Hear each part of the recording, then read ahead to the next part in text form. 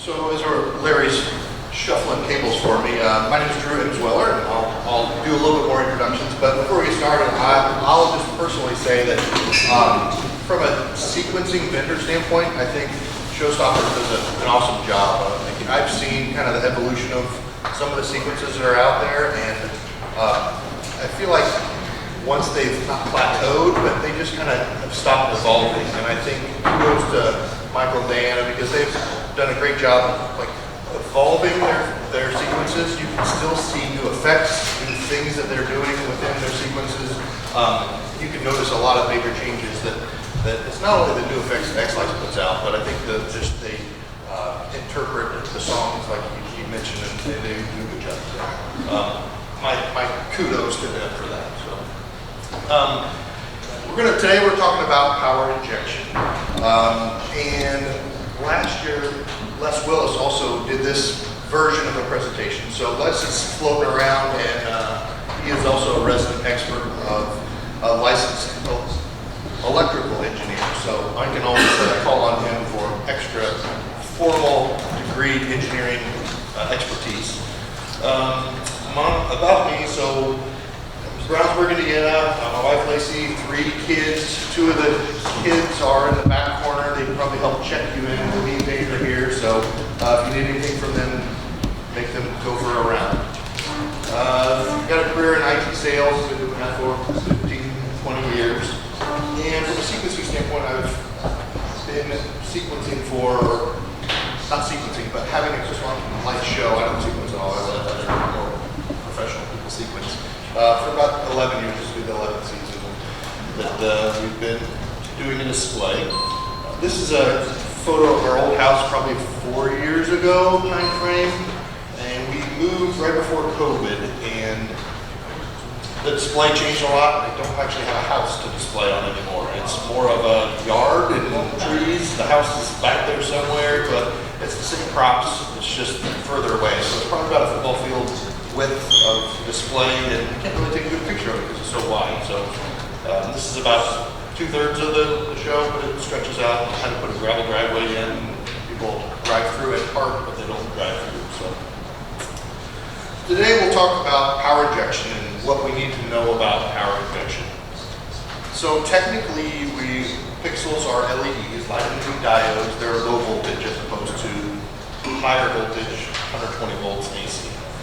And the thing that we all probably know is every pixel takes a little bit of voltage. So it sacrifices itself and passes the power on to the next pixel. So a lot of things will have impact. We got flashing lights up ahead. Right on cue. I don't know how I did that, but that's 120 volt AC problems, not pixel problems. But the size of wire, the resistance of the chip, the heat, there's a lot of different things that go into how much voltage it decreases. So that is a true propeller head stuff that we're not going to get into today. It just decreases everyone. So everybody kind of knows that and take their word for it. So this picture kind of describes what the resistance volts amps are. Think of it one way. This picture kind of dictates what that looks like, but the amps is the amount of current flowing through. The voltage is the size of your pipe and how much power can pass through that pipe, and then you've got a thing called ohms, or the resistance in the middle of the pipe squeezing that down. So that's going to be slowing down the amperage, and so that's the 3 of them always work in tandem.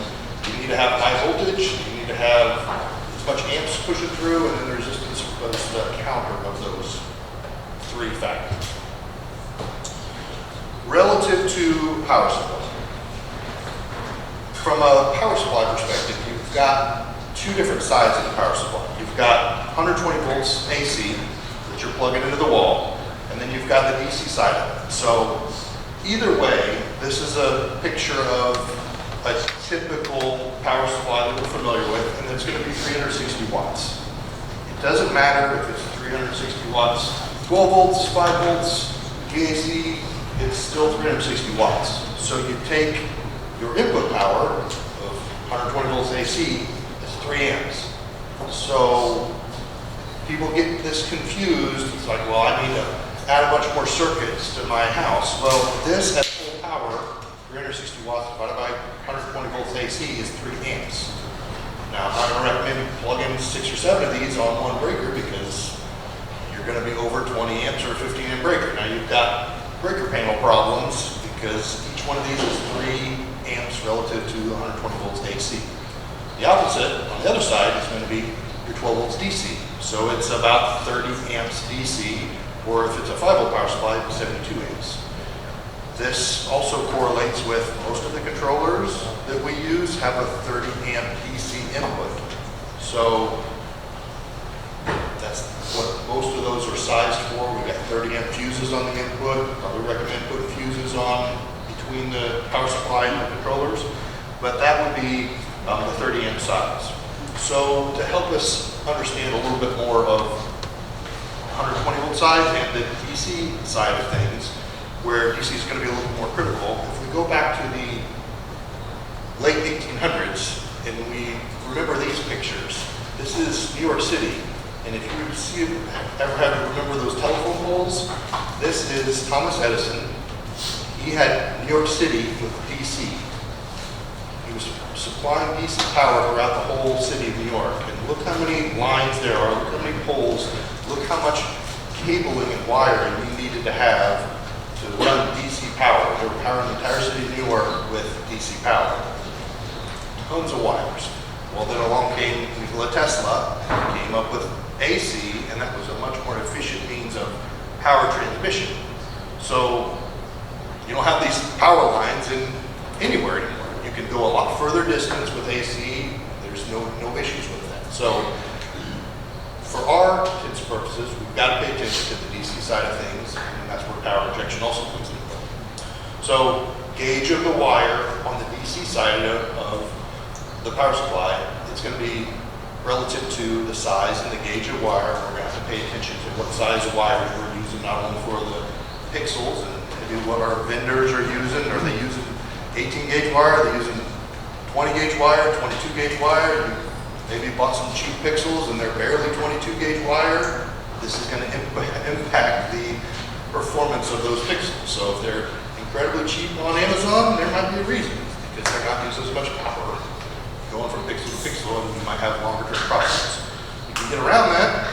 Power injection might be the way, but either way, we're still dealing with another way to say that picture before is the current flow is like the traffic lanes. The more traffic lanes you have, would be the voltage. If you have less lanes, you can't get too many cars through. So same picture, same type of problem.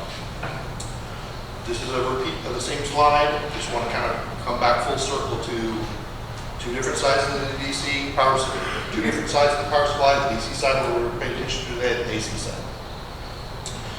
So what does this look like in our display? Here is our chart about voltage drop without any power injection. There's some magical numbers on here that are hard to see. They're in the fine print. But if you zoom in, when you go through the amount of quantity of pixels, the transition between green good to start to get to in a warning level of yellow is 99 pixels. So this is assuming 12 volts, not 5 volts. Most of the rest of the presentation will be about 12 volts. But there's a reason why it's in green at 100 pixels. And then after 100 pixels, the voltage starts to drop off.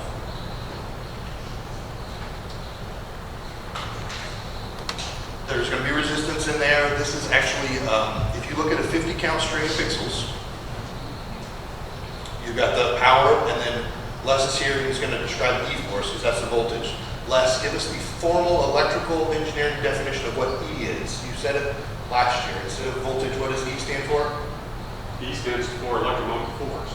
Electromotive force. It's the technical term for voltage. See, we gotta do it by the book. It's E, not V. So times of resistance. So Remember the guy pushing the other guy through the tube? That's the voltage, right? I didn't want to change it to voltage. I had to make it official. I had to make an E in there. It's like with the textbook. 50 count strings. Each pixel, doesn't matter if it's 12 volts or 5 volts, each pixel takes 0.06 amps. Because if you didn't know, every pixel is most part, 5 volts. Except for the new EDO case. They're here, but we're Completely different design, .02.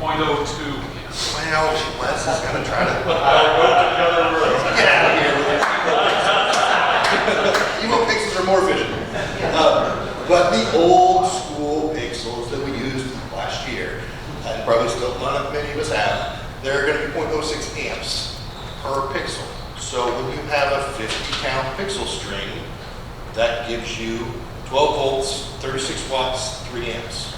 So every 50 pixels is going to be 3 amps. That's at 100% brightness. So anything we do from a math, they put me before lunch so nobody's sleeping because we're all doing math here. It's not as much fun, but that is how we'll do our calculations. 12 volts, 50 count string is 3 amps. So you want to pay attention to how many pixels you're putting on a port, how many pixels until you have another power supply, because bad things could potentially happen.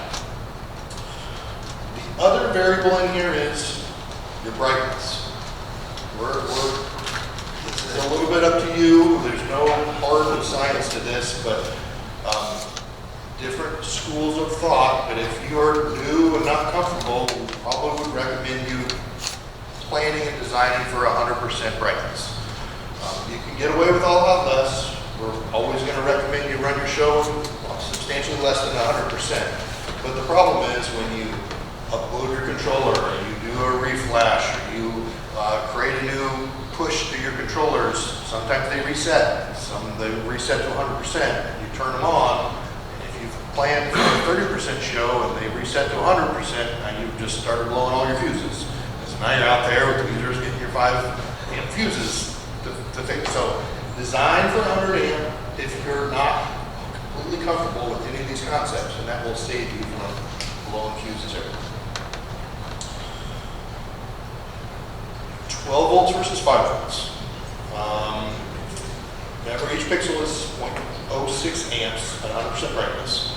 So 2 different ways you're going to have to do the math. 360 watt controller, you divide it by the voltage, and that gets your amps.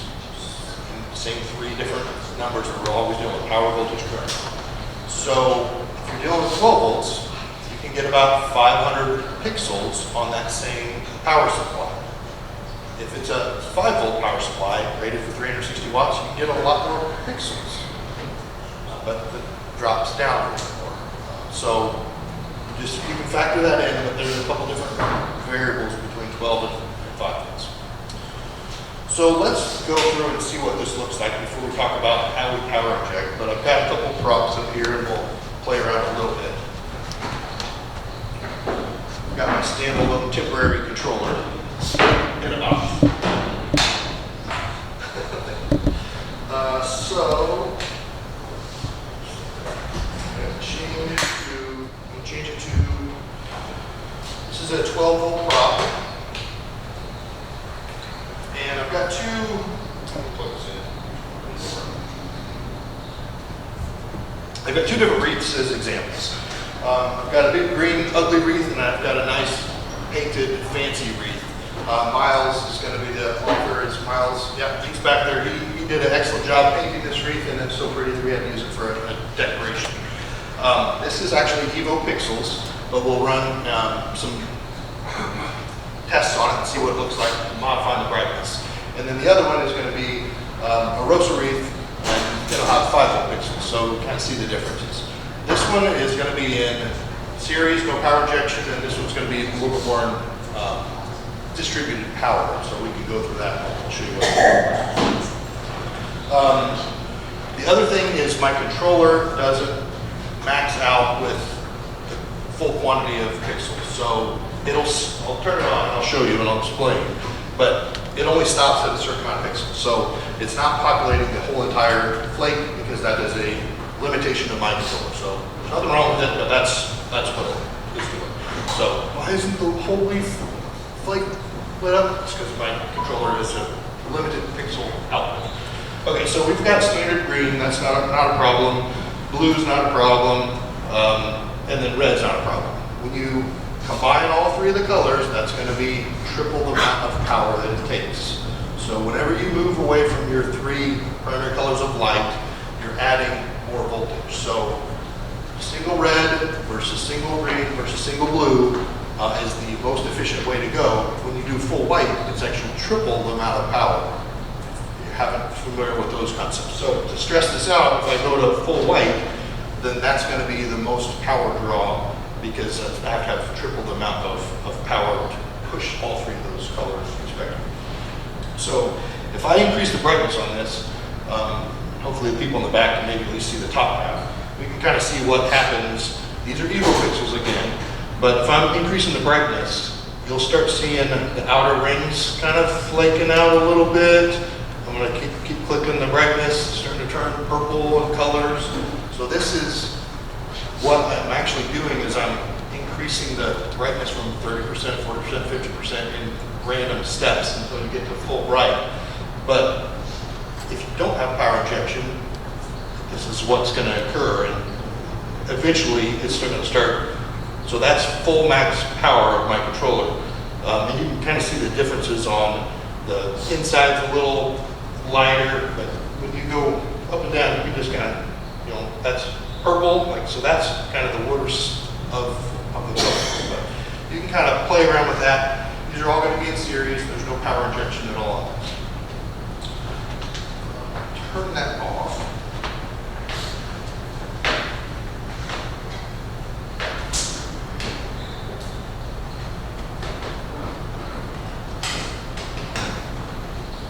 Go back here to this guy.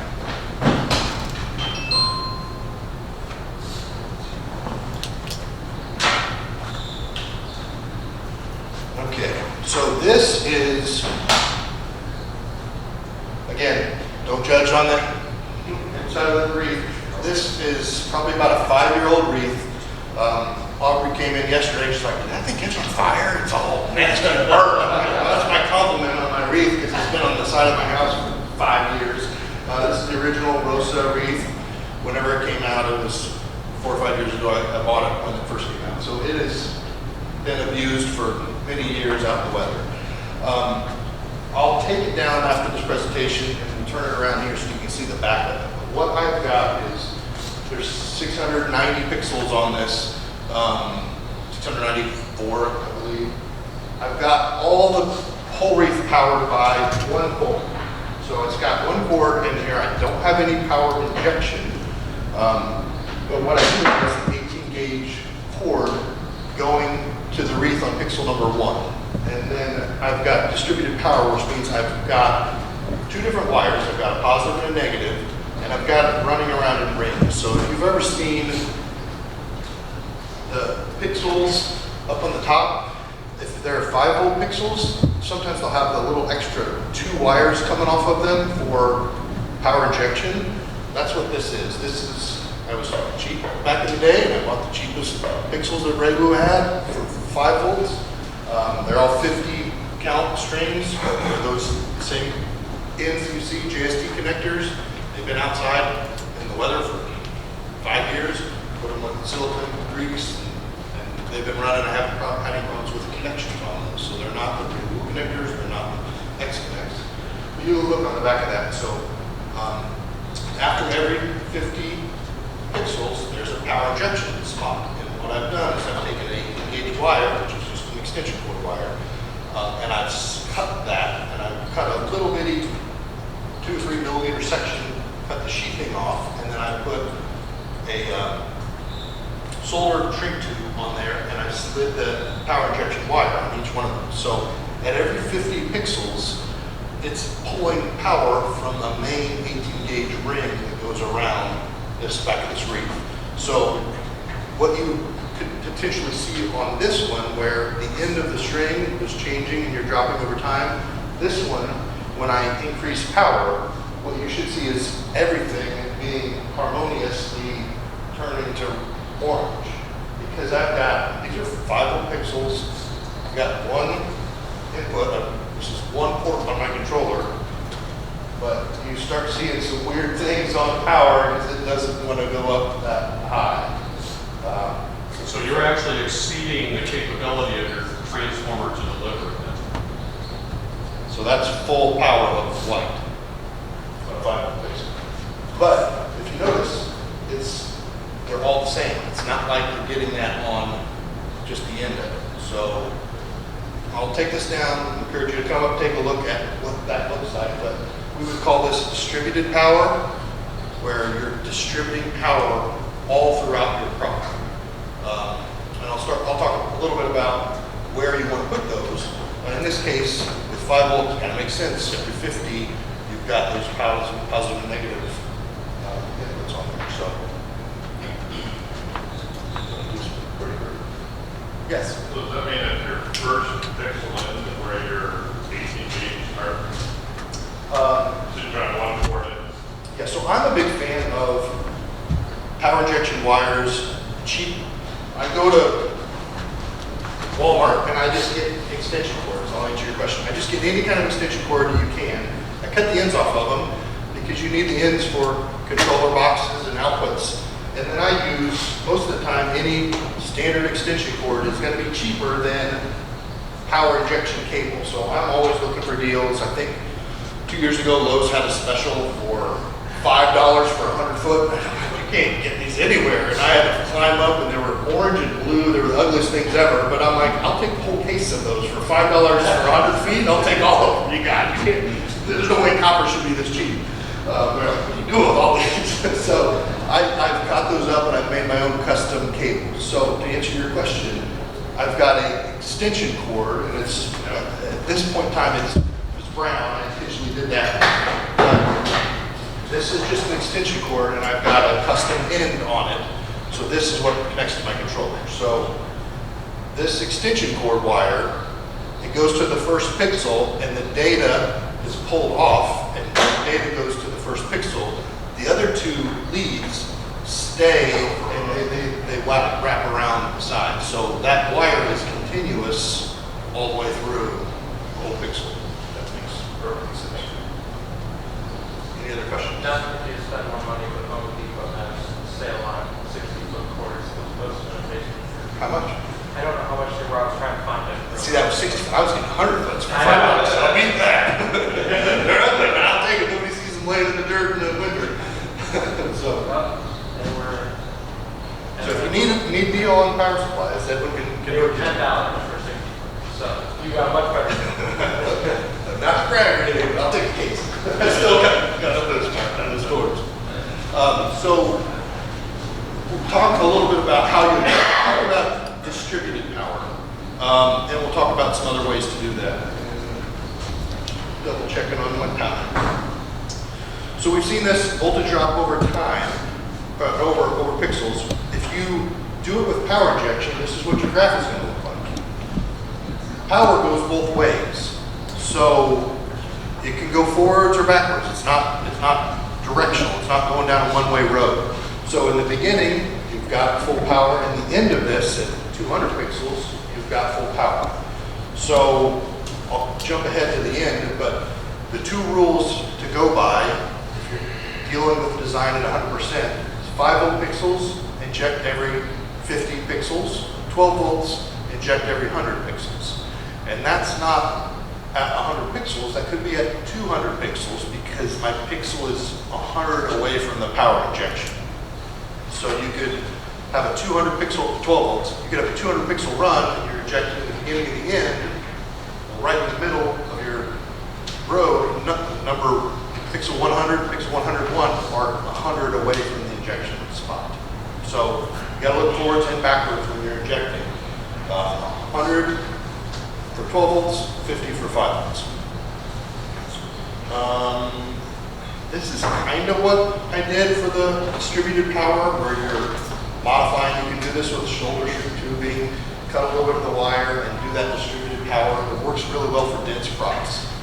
5 volt pixels work really well for dense props because it's all close together. That's why I selected 5 volts on this. You get a lot in one dense area. If you're making long runs, if you're doing icicles, you're doing house outlines, that has a tendency to yield a little bit better for 12 volts. We can argue all day which one's better, 5 volts or 12 volts. I use both for my display. So use your own design considerations. The one thing that I would say about my design on 5 volts or 12 volts, I started off with Ray Wu. It was all 12 volts. All my Ray Wu connectors are 12 volts. This odd, I think it's a DuPont connector. This is going to be 5 volts. So whenever I have this, I know that it's 5 volts. I've got some other 5 volts in my display, and those are X connect. So I'll never make the mistake of plugging in a Ray Wu connector with 5 volts with X connect. So that's another way to kind of distinguish if you are having mixed voltages in your display. Try to centralize and make it easier, because we're always running around troubleshooting at 10 p.m. in the dark. Ray Wu is only 12 volts for me, X Connect's only 5 volts for me, and I try to keep that consistent within my display. So back to, I did use these solder shrink connections time-wise together. It's not too uncommon to use these solder shrink connections, but you'll see on the back of this, if you come up, the power injection is going in at the same time. So I got an 18-volt wire going through a solder shrink tube, and then that pigtail is also going in that. So I've got 2 wires on one side of that solder shrink. So come up, take a look at it after you're done. The other one is going to be power injection tees. People are going to be a little bit more familiar with this methodology of injecting, but the middle port doesn't have any data coming in and out of it. It just has power going in and out, and you can get it with 3 in, 3 out, and 2 in the middle. For me, it's another weird thing. I use 3 in the middle, and then there's nothing on the data port. And I do that because I can use the same cables throughout my display. I can use 3-port. I don't have any 2-port or 2-wire cables anymore. I use 3-wire cables, and if I'm using it for power injection, the cables are actually reversed.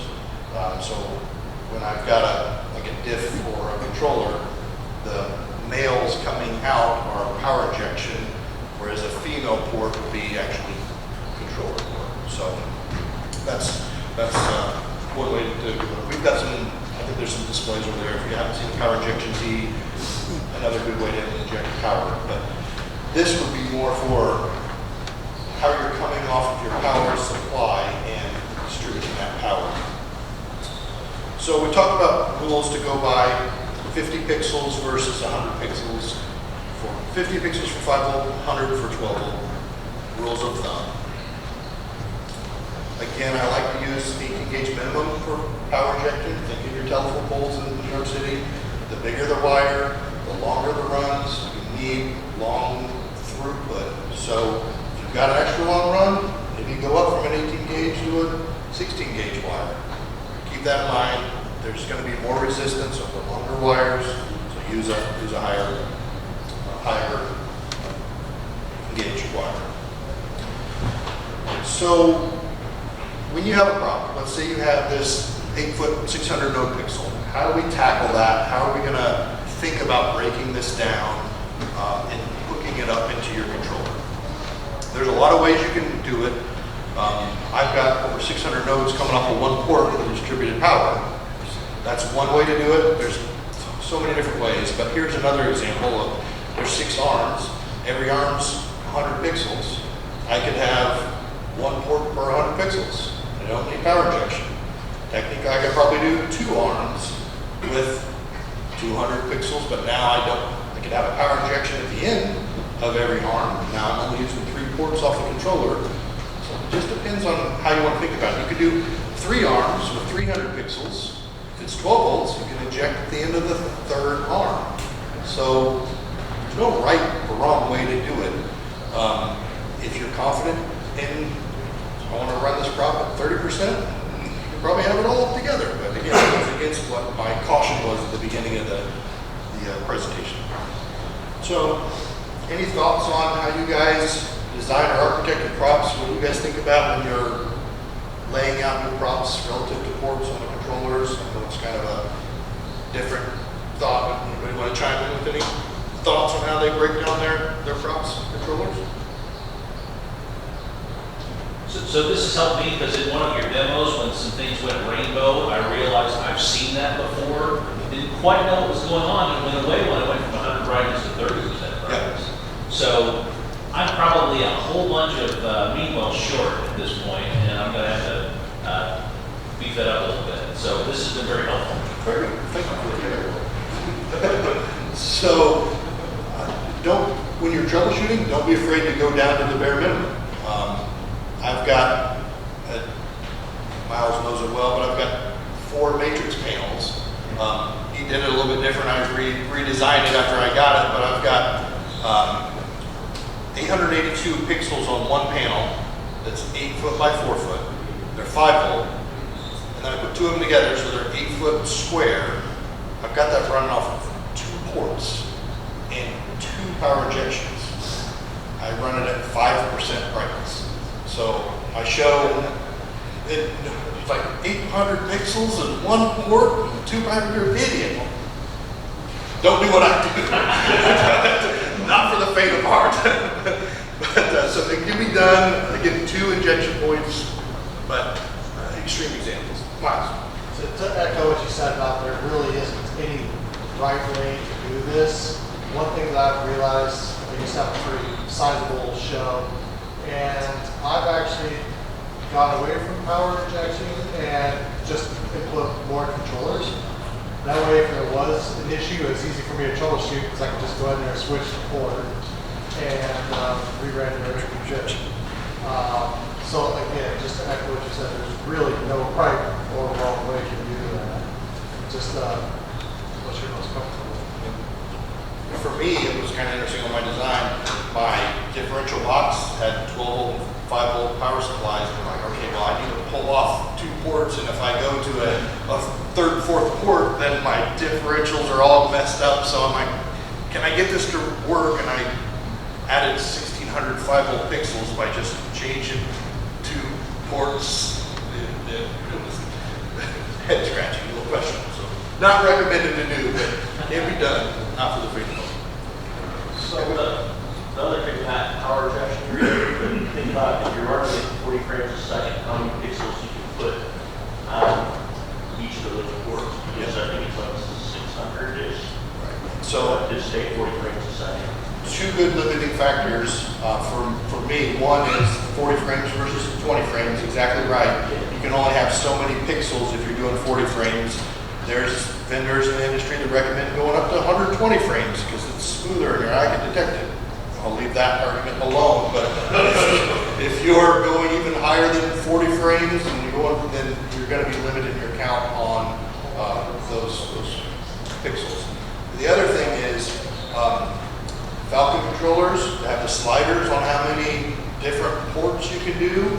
Well, for me, I have not even gone to smart differentials because I was always limited. I can't get 600 pixels off of 1 port and split that between 2 smart receivers because there's no sliders that can get me there. So I've always just stuck with dumb receivers, dumb differentials because of eliminating that quantity from those sliders.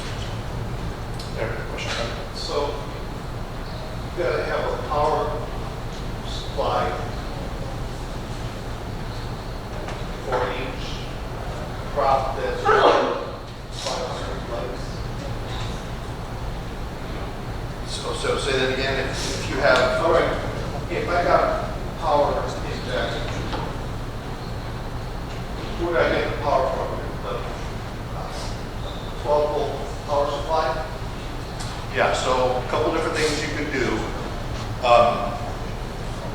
Most of the time, it would be 5 amps coming off of a port, or you have a power breakout board, power distribution block. Thank you, everybody. Simultaneously. And those will have, you have a power output onto that power distribution block, and those will have 5 amp outputs. So you could have 1 power supply feeding your controller. The same power supply can also have a power distribution, and you could feed your injection off of that power distribution block at 5 amps at a time. But I think it's fine, but you still are limited to 500 pixels on that one power. Yes, at 100% brightness. You're not limited to 500 pixels. You're limited to the amount of power of the pixels. You know, if I've got 600 pixels that signal 600 watts. I may have multiple wires coming from the power supply or distribution block to do all the power. Yeah, I'm just saying 500 based on what the presentation of 100%. A 360 will do 512. Yeah, but some of these guys buy these HP power supplies, do 5 But I think that's the question. How do you do the second power supply when you're over the number of pixels? So, I've got some slides in here where you can break that out. If you're adding multiple power supplies, Les and I arm wrestle on this all the time. This is the only point we slightly disagree on. I'm trying to keep it safe, but if you have multiple power supplies, you always tie the grounds together. Les will say it's not going to hurt to tie the positives together because there's a bunch of resistance of pixels in the line. We'll leave that again to call him a propeller head on this argument. But tie your grounds together of your power supplies, and then you can come off of multiple power supplies. So the one thing that I would recommend just for beginners dabbling into power injection, break your power line where you're stopping and starting from one power supply. So let's say I got power supply A, and I'm feeding a bunch of pixels, data, power, ground, all the way through a certain point, let's call it 500 pixels. I'm going to break my hot 12-volt power. I'm still feeding data down, 501, 502 pixels. The grounds are still connected. But when I start going up from 501, 502, all the way to 1,000 pixels, the second power supply is now back feeding positive the other direction. So to keep it safe, the power supply A feeds 12 volts up to 500 pixels. You can cut it wherever you want. I'm just using this as an example. Power supply B goes from 1,000 pixel, the 1,000th node down to 501. And then you've got your break of your 12 volts from a data bus perspective. So I could put 3 or 4 power supplies, in a box, and just have connectors coming out and going to each direction. There's enough controllers in this room that you could probably joke on. Look at the controller, you'll see the higher end controllers, which have 16 outputs. You'll have a power input on one side and another power input on the other. And the theory is there is a break in that controller. It's all in the traces in there. But the input on one side is designed to be fed from one power supply, and it feeds ports 1 through 8. And then if it's a 16-port board, the input from another power supply has got another 30-amp lug terminal, and that feeds ports 9 through 16. So the controllers that we use, the controllers that are designed in this industry by multiple vendors, are designed to have multiple power supplies to handle that. So now that's also alleviating our 500 node design at 100%. My box has 32 ports and 4 power supply. So call, we're bragging on your call, I see it. So yes, so you've got a power supply for each quarter of that port. And that's going to be the same as having one power supply for an 8-port controller, or 2 power supplies for a 16-port controller. You've got 32 outputs, and you're using 4 separate power supplies. Now, if I don't use ports, just to make it easy, 1 to 8, okay, so then but will the other power supplies go to the rest of them? The way that's designed, and I haven't gone through all the traces, but you should be able to unhook that power on that quarter of the board, and the board will still run without that lug being plugged in. I'm going to say careful on that because one of those quarters also powers your beagle bone, so you don't want to disconnect power from the one that's controlling the brains of the operation. One of those quarters does run the beagle bone, and then the other 3 are just for providing power to the board. Good question. One thing, you might have said this already, but if you have multiple power supplies in your box, and tell me if I'm wrong, but I've done this before, but you ground your DC ground between the power supplies, because if you have your controller on one power supply and your pixels are being powered up with another power injection, you got to keep your signal reference point, that ground reference, the same. So not your AC ground, but your DC grounds have to be all connected together, so that we keep that same ground reference. And did you mention that where you got that, the website where you get that nice voltage thing? So I know, I don't know the exact reference where we've got that, but if you go to Spiker Lights, Spiker has good power injection modeling. It tells you what kind of brightness you want, how many pixels you have, all those buttons. So Spiker Lights is a good Spiker, that's P-I-K-E-R, is another hobby enthusiast. I think it's also on X-Link. Website. Okay, yeah, another good link there. So the last thing on, sometimes people use Cat5, Cat6 cables for power. The only, there's a lot of cringiness, but one of the tips, if you are going to use that for some odd reason, you got 8 wires in there, you want to double, have more coming on your ground. So if you got 8 wires, use 4 for ground, 1 for data, and only the 3 for voltage. So that was something that's not intuitive. Because the data signal is actually power that's positive sending data, and the data's got to come back through the ground. So when you're sending that data, it's technically sending 12 volts through that. So that's why you want to have more ground and you want to have more positive. So if you are in a situation like that, you're trying to make a makeshift cable with Cat6, you got 8 strands, there's 4 for ground, 3 for power. So I just use my Cat 5 or my Green 5 goes for long way. Disregard everything I said about Cat6. That's too confusing. I don't want to confuse you. So, yeah. So don't do that relative to this conversation, because that's we got Ethernet for Cat6, we got differential for Cat6. I am not standing in the way of lunch, but I am standing in the way of a little bit of break. Even though we've got a 20-minute break, we've got a lot of prizes to give away, so we're going to run through them fairly quickly. We'll try to make a line of prizes so we can do the standard bump shot with this line. So get in line, we'll get your pictures, but we've got close to 30 prizes to give away during this break. But our friends next door, we can't give away prizes without them, so we'll give a minute or 2 for them to come over and join us in this room during break. And, anybody has any other questions about prior objections?